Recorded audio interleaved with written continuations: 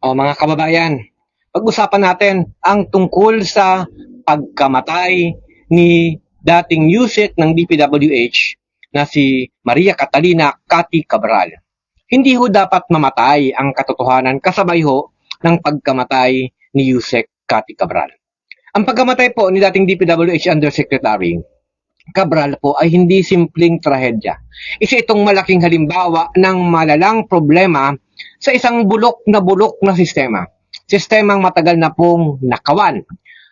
Nakawan sa ating tabangbayan sa ngalan po ng infrastructure at flood control.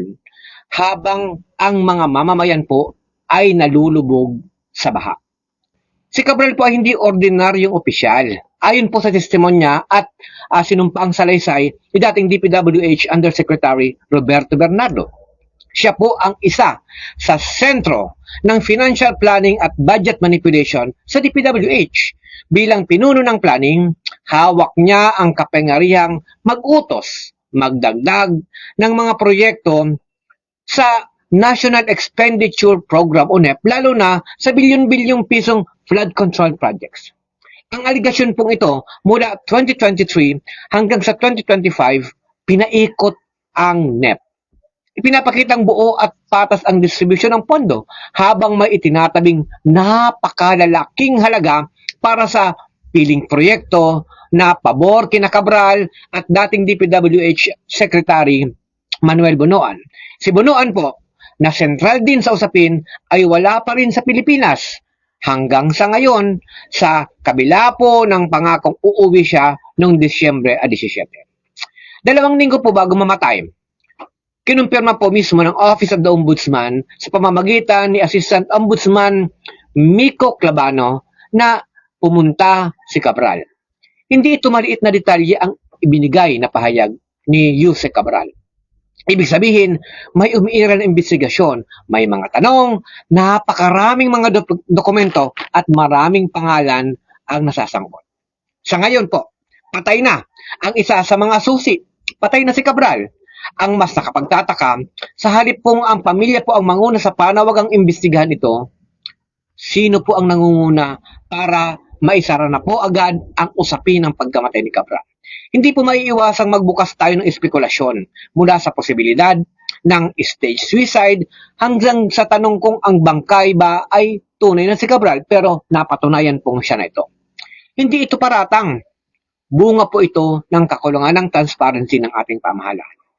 Mga kababayan, mas lalong lumalalim ang hinala na ang Ion Hotel, una na po itong tumanggi na magbigay ng CCTV at records gamit ang data privacy bilang kanilang pananggap. Kalaunan po lamang at sa bisa po ng search warrant, nakapasok po ang NBI at ang pulisya. At matapos nito, biglang nagbitiw ang legal counsel po ng hotel. Tahimik, walang paliwanag. Sa isang bansang, malala po ang ating katiwalian. Ang ganitong mga coincidence ay hindi na bago. Mga kababayan, kung lilinawin po natin ito, small fish lamang si Cabral. Kung totoo ang aligasyon ng malawakang kickback sa sistema, hindi ho siya ang utak.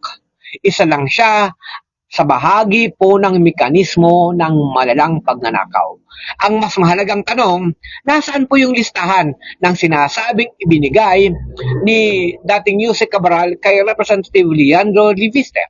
Sino po ang mga proponent nito? Sino mga senador? Sino mga politiko? Anong mga proyekto? At saan dinala ang pera? December 22 na po mga kababayan, wala pa ring politikong nakakasuhan, wala pa ring nakukulong, wala pa ring napapanagot. Kung ang pagkamatay po ni Cabral ay malilibing din ang mga ebidensya, malinaw ang mensahe po ng Estado. Ligtas ang mga magnanakaw basta nasa kapangyarihan. Ngunit kung seryoso pa ang gobyerno sa hustisya, dapat itong kumilos ng mabilisan. I-secure lahat ng dokumento, protektahan ang mga testigo, ilantad lahat ang buong network ng pagnanakaw sa kabangbayan. Hindi ho dapat mamatay ang katotohanan kasabay ng pagkamatay ni Cathy Cabral. Dahil sa bansang ito, ang katotohanan ay hindi ho neutral. Kutsabahan ito ng pagnanakaw, pandarangbong mula sa taas hanggang sa baba.